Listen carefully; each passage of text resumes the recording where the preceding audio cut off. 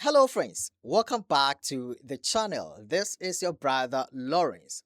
What I do here is that I share and comment on events that are taking place both within and also outside of the SDA church. Now, La Sierra University is in big trouble. Yes, you heard me. La Sierra University is in big trouble. So I call on you to keep the university in your prayers. Pray for the leaders of the institution because they are in trouble. Now, the institution is being challenged by a secular accreditation commission, and I'm going to share with you the details right now. Be sure to like the video, share with friends, and also put your thoughts in the comment, friends. Now, let's get into it. A secular accreditation commission called Western Association of Schools and Colleges recently wrote a letter to the university, La Sierra University, warning them of serious problems they have found with the university. Serious warning letter to the La Sierra from the secular accreditation. And let me share what the letter says. Let me put the letter right here so that you can know what is in the letter. In fact, the letter was addressed to the president of the university, the president who is called Dr. Kristen Arthur. Dr. Kristen Arthur. And so it reads, Dear President Arthur, this letter serves as formal notification and official record of action taken concerning La Sierra University by the WASC Senior College and University Commission at its meeting June 26, 2026. At that meeting, the commission acted to place La Sierra University on warning. This action was taken after consideration of the report of the review team that conducted the accreditation visit to La Sierra University April 22nd to 24th, 2026 using the 2023 standards of accreditation. The commission also reviewed the institutional report and exhibits submitted by La Sierra University prior to the accreditation visit and the institution's June 8, 2026 response to the team report. The commission appreciated the opportunity to discuss the visit with you and your colleagues, Leslie R. Martin, Provost, Steve Hemingway, CFO, and Sam McBride, Associate Provost and ALO. Your comments were very helpful in informing the Commission's deliberations. The date of this action constitutes the effective date of the institution's new status with WSCUC. So now, friends, the letter is very long, and so I just want to jump to the part where it outlines the problem with La Sierra University. Okay, so let's get to the problems they identified with La Sierra University that caused the warning. Okay, that caused the warning. So let's get to this part of the letter, and it says non-compliance with standards, deficiencies to be addressed. Number one, La Sierra University did not provide evidence of the assessment of students' learning outcomes. La Sierra must develop students' learning outcomes for each program with assessment measures that are collected and analyzed to improve students' learning. Number two, La Sierra University had a schedule of required program reviews. However, the required program reviews had not been completed. La Sierra University must complete a minimum of 5 program reviews to submit with the institutional report before the special visit. Number 3. La Sierra University has struggled with realistic budgeting and enrollment management. La Sierra must show progress in following its 5-year budget plan by increasing enrollments and using reserves and resources. Number 4, La Sierra has a significant budget deficit. La Sierra must monitor the budget in order to show annual progress in reducing the budget deficit. So, these are the concerns of the Secular Accreditation Commission or Secular Accreditation Board about La Sierra University. Low enrollment, budget deficit, low quality education, and the rest. Friends, we need to pray for La Sierra University because it is getting itself into a big problem. Yes, La Sierra University needs prayers. The leaders of La Sierra need prayers. And some Adventists have raised concerns about secular accreditation. And many of our institutions, many of our schools are under these secular accreditations. They are under them. And today they say this, tomorrow they come and say this. And a time is coming, they will tell all institutions to go along with LGBT. And if they don't do that, they are going to lose the accreditation. Friends, it is a big problem. It is a big problem for our institutions. We are under these accreditations that are controlling our schools, that are controlling everything that we do. And this is also affecting how we manage our schools, the principles we put in place, and everything. So, friends, I just want to know your thoughts about secular accreditation. Do you think it's okay for SDA institutions to be regulated by secular accreditation, like to be accredited by secular bodies? Do you think that is the good way to go? Let me know your thoughts in the comments about La Sierra University and how they are being challenged by secular accreditation boards and everything that is happening. Okay, let me know your thoughts in the comment. There are some more stories coming up, so don't go anywhere. Please don't go anywhere. Stay right here. Share our videos with friends, like, and also comment. Thanks for watching. See you again. May God bless you. In this presentation, there are 4 points I would like to make. First, Adventist education builds a strong church. Building Adventist schools in any given area is like pouring a solid foundation on which the church can grow. My second point is that Adventist education is highly regarded among non-Adventists who've experienced it in some way. I will share some illustrations of this with you. A third point is that Adventist education can function well with a disproportionate number of non-Adventist students, but a disproportionate number of non-Adventist teachers seriously erodes its power. Adventist education needs dedicated Adventist teachers, or it is no longer Adventist. If it is no longer different from other systems of education, it cannot be better than those other systems. We must be who we are in order to fulfill our calling as Seventh-day Adventists. And my last point is that because a majority of Adventist students and possibly teachers are not in Adventist schools, such people must live their faith where they are. The right place to make disciples is wherever we find ourselves. We begin with point number 1, which is Adventist education builds a strong church. Adventist education is guided by a certain philosophy of what education is and what it is for and how it should be done. In this philosophy, the purpose of education is to prepare a person for life. Alternative secular systems could make a similar claim. The purpose for education is to prepare students for life. Where the two philosophies differ is not in their concept of preparation, but in their concept of life.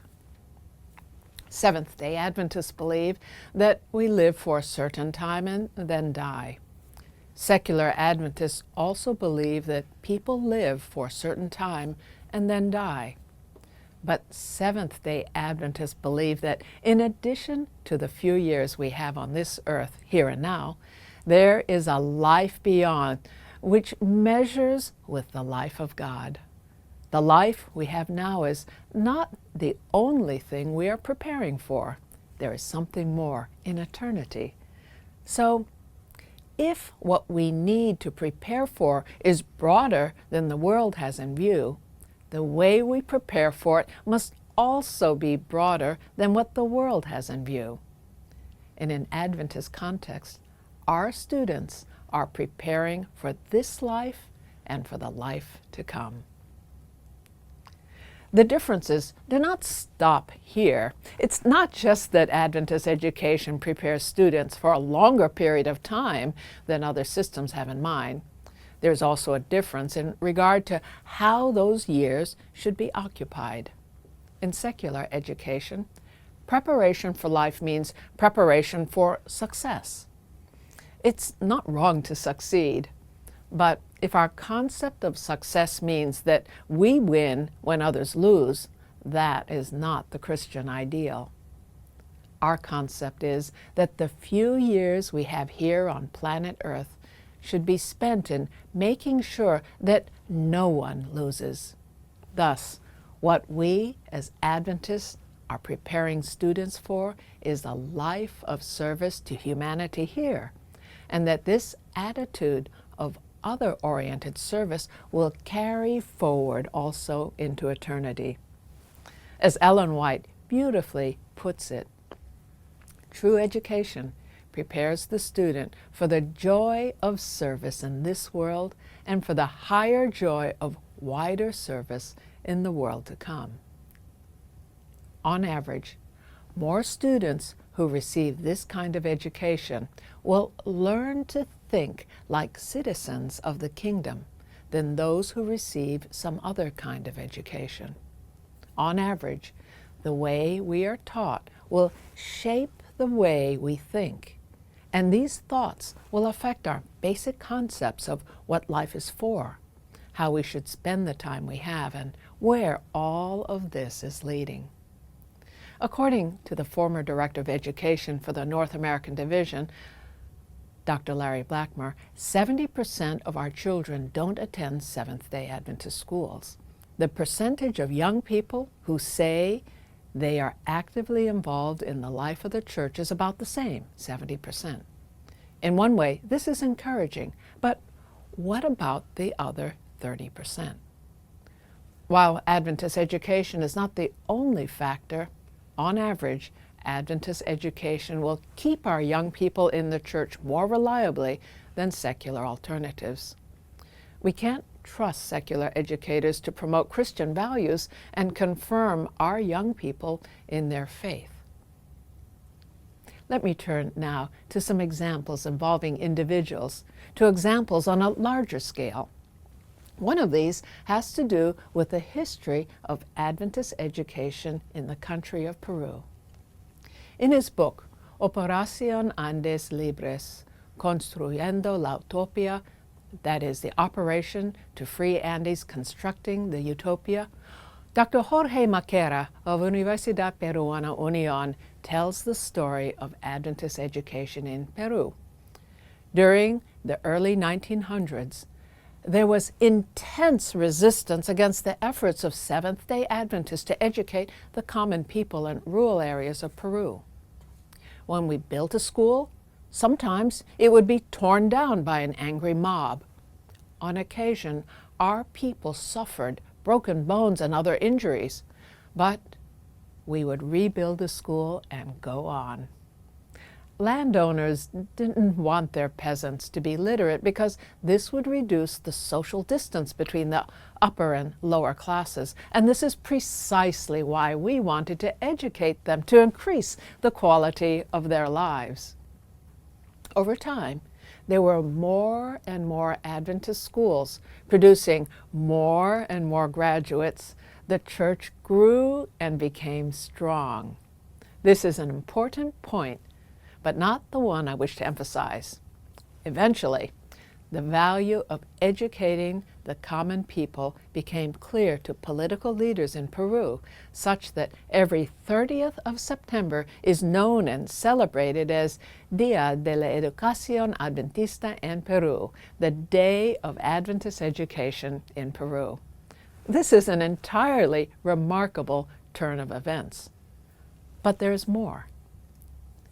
In 1988, Luis Alberto del Pozo wrote his Doctor of Education dissertation at Andrews University entitled The Peruvian Education Reform of 1968 to 1980 and Seventh-day Adventist Education at Inca Union College, a study in models. In this dissertation, Del Pozo shows that the national education reform which took place in Peru in 1968 to 1980, although oriented towards secular society, was still quite favorable to forms of religious education over and above that offered by the state church. Summarizing his conclusions, Del Pozo states that under the educational reform, religious education received unprecedented support and freedom through participation of all religious confessions in the National Religious Education Council. I suggest this shows in part that the benefits of Adventist education in Peru were not limited to those who sat in an Adventist classroom, but spilled over in such a way that it became a blessing to students in all schools of whatever kind throughout the country. It would be fair to say that the entire nation of Peru has benefited from the unique philosophy of education brought to it by Seventh-day Adventists when they built those first schools and sent out their first graduates. The concept that educating all citizens is a good thing, not something to be resisted, as some individuals did in the beginning, and that doing so from a faith-based perspective with the freedom to follow the convictions of one's own conscience, this has taken root in Peru. These are fundamental concepts, and I would like to believe that over time, Adventist education has had a role in shaping them. Today, Peru is home to our church's 5th medical school. In January of 2019, this medical school graduated its first class of 26 medical doctors. If I could just mention this in passing, one reason why hospitals in the area of Lima, Peru, were happy to accept our medical students as interns is that over many years they had had good experiences working with our nurses and our nurse students. So when our Adventist nursing students were followed by Adventist medical students, the teaching hospitals in the area warmly welcomed them. What I've been describing so far has had to do with Peru, but this is only one place where a story of this kind can be told. Consider a similar example from the country of Kenya. The Seventh-day Adventist Church entered Kenya in 1906 with the arrival of missionaries Peter Nyambo and A.G. Karskallen. In less than a century, the number of baptized Seventh-day Adventist members had grown to over 500,000. In addition to this, there are approximately 1 million persons who maintain a more distant relationship with the church, but who regard themselves as Adventists. This is the situation now, but the story begins earlier, much earlier. Born in Canada, Karskallen grew up in North Dakota, where he was baptized at age 20. Just prior to starting studies at Union College from 1900 to 1901. He completed his Seventh-day Adventist ministerial training in September 1906 at Duncombe Hall Training College in England, now Newbold College, where I went to school as well. That same year, he was ordained, and then he embarked for Kenya to begin missionary service for the Seventh-day Adventist Church's superintendent of the British East Africa Mission, together with Peter Nyambo, an African Adventist worker from Nyasaland, now Malawi, who was a classmate of Karskallen's at Duncombe Hall. Karskallen tried in a variety of ways to reach the people of Western Kenya. He learned the previously unwritten Luo language and even published a grammar of Luo. He grew cotton in hopes of developing the economy. He printed pamphlets and other materials. When I was visiting Western Kenya in 2013, people there said that the start to Carscallan's work was slow, but it was when he started building schools that his work became most successful. Today, one sees an Adventist church every few miles as one travels in Kisumu and around Lake Victoria. And according to African Adventist History.org, in Western Africa, more broadly, there are baptized members of more than 2.5 million just in that area. However, it goes beyond there because that work went on around from Kenya all the way around Lake Victoria. It's hard to say with any precision what the broader influence of Carscallan's work was, but there are many, many more stories, and today that division, the East Central Africa Division, is home to more than 4 million Seventh-day Adventists. In Peru and West Kenya, our work has been established for some time. In Mongolia, we are only now starting to see how the very different circumstances one encounters in that country could lead to similar results. The pioneer Adventist missionaries in Mongolia were Brad and Kathy Jolly. When they came in 1990, their first method of outreach was friendship evangelism, to which they added health outreach, translation work, and leadership training. Tragically, Brad developed cancer, so after 6 years, the Jollies had to return to the United States, where Brad died in 1998. But the seed had been planted. The first two individuals to be baptized as Seventh-day Adventists in Mongolia were two young ladies named Davaku and Enke, who were baptized by Robert Falkenberg in 1993. Another person soon after was baptized, Bold Batsuk, who was trained as a Buddhist monk. And initially he had resisted the Adventist message, but he went on to become our first ordained minister in Mongolia. According to MongoliaAdventist.org, Brad groomed Bold for leadership and mentored him. This same process is being carried forward in a thriving Adventist school in Ulaanbaatar, where many more young people are being groomed and mentored for service by dedicated Adventist teachers. In 2014, I had the privilege of seeing this school. Adventist education is truly evangelism, but it is evangelism that takes place on a different time scale. The results that follow from Adventist education cannot be seen as quickly as the results that follow from other forms of evangelism, but they last. Adventist education is a foundation on which strong churches are built. We've seen this in Peru, in West Kenya, and in Mongolia. Focusing on our schools is the same as focusing on our future. Without a strong future, we will soon not have a strong past. We must not neglect nurturing the next generation of church leadership. We must constantly bear in mind that we ourselves were once the next generation. Adventist education is also highly regarded by those who come in association with it. My next story happened in a certain place, and that's all I can tell you about its location. In my job, I travel widely, or I did before COVID. Over the years, I've visited 118 countries, and in one of those, I encountered this sad story. A union conference president told me that much of his territory was unentered. The main people group that he works with wanted Adventist schools, but there was no money for them.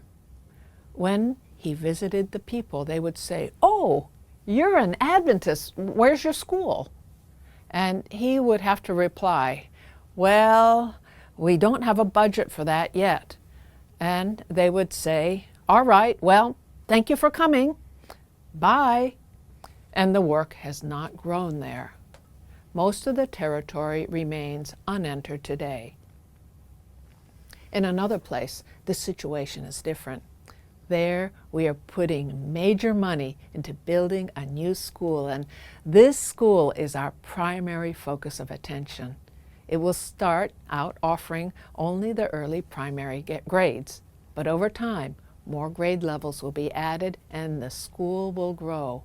One thing leads to another, and I can't tell you the location of this school either, but please keep this school and other schools in unentered territories in your prayers.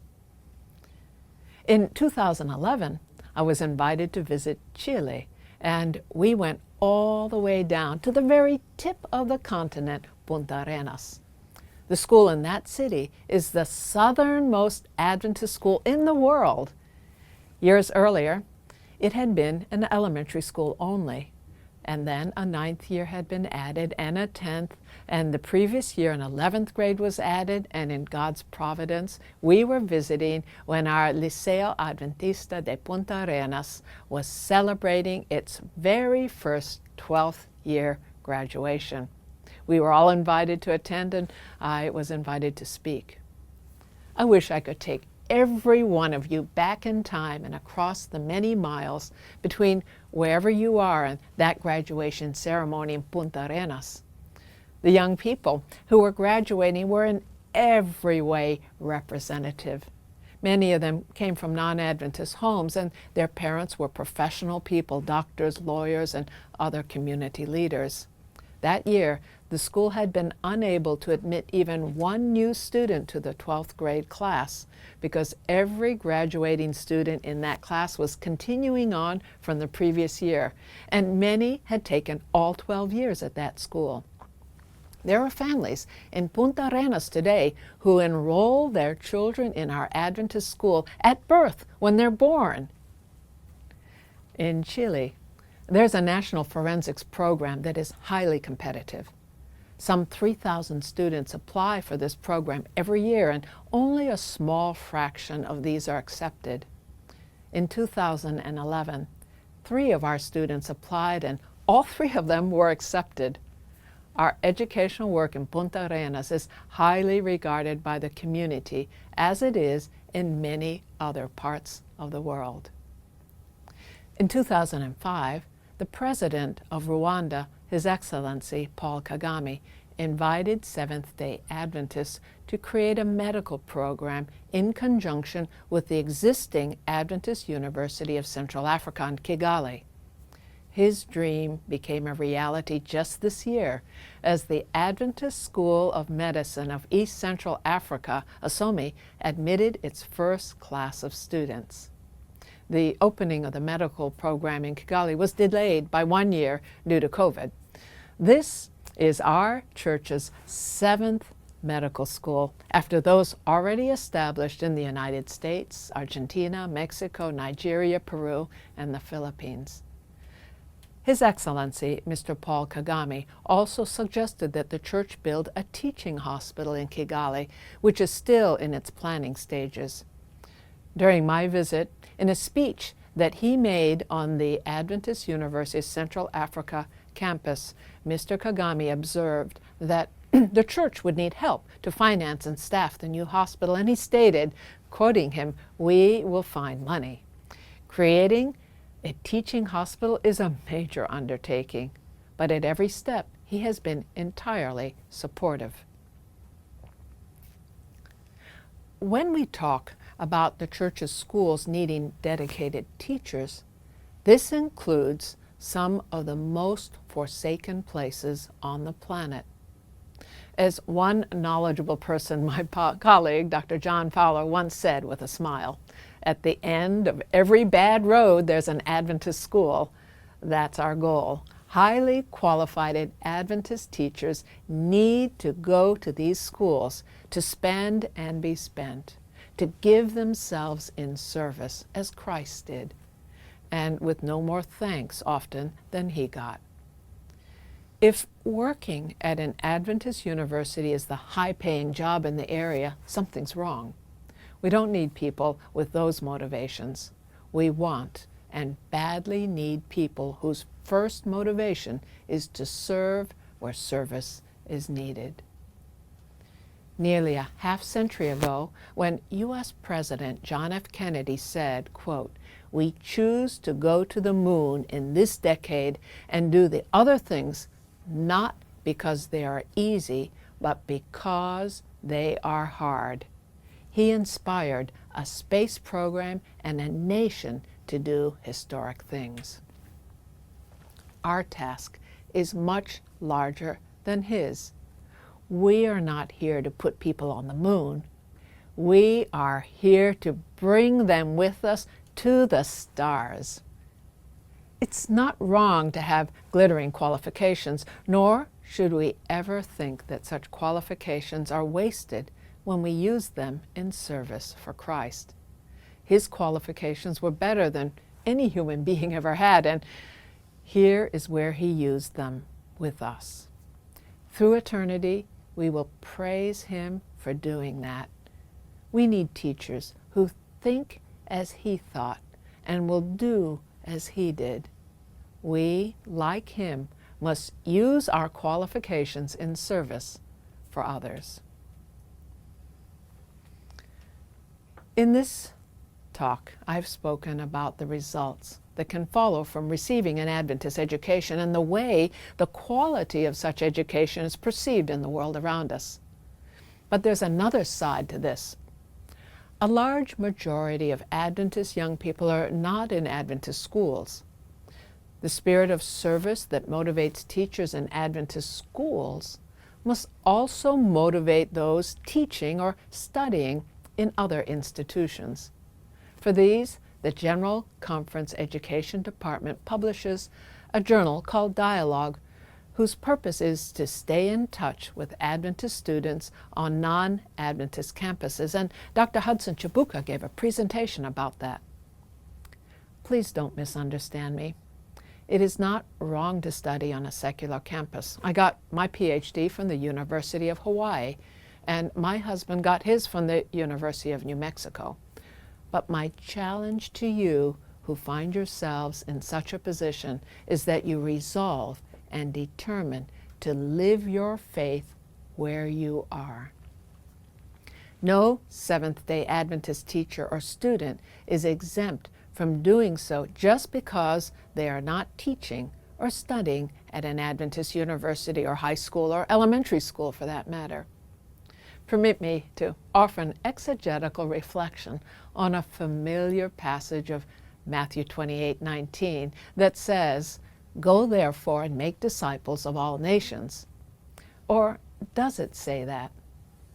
The Greek word poruthentes actually means not go, but having gone. In other words, once you get there, make disciples. This raises the question, once you get where? And the answer is wherever you are. On the other hand, if the command is to go, then wherever we are, we need to be somewhere else. Under the second reading, wherever we are is the place where we should start making disciples. The difference is between never being in the right place and always being in the right place. These alternatives might seem like exact opposites, but they aren't, because in both cases the point is exactly the same. That is, to make disciples. So, if you are on a secular campus as a teacher, a professor, or a student, make disciples where you are. The responsibility Christ lays on us is to be the Adventists we are, wherever that might be. That Ellen White quotation that we began with came at the end of a paragraph, and here's the rest of what she was saying. Adventist education truly is all-encompassing, and I'm quoting her. Our ideas of education take too narrow and too low a range. There is a need for a broader scope, a higher aim. True education means more than the pursuit of a certain course of study. It means more than a preparation for the life that now is. It has to do with the whole being and with the whole period of existence possible to man. It is the harmonious development of the physical, the mental, and the spiritual powers. It prepares the student for the joy of service in this world and for the higher joy of wider service in the world to come.